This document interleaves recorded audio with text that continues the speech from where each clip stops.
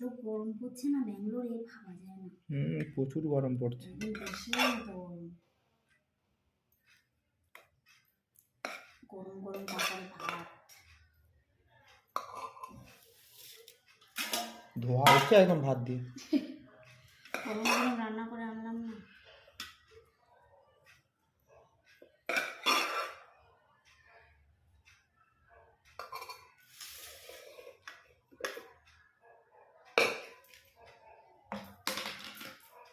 আজকে এখানে আছে কালকের শাক ভাজা, পেঁয়াজকলি ভাজা, আর কি আছে? আর আছে এখানে আছে শুক্তো, পাঁচমেশালি সবজি দিয়ে একটা শুক্তো।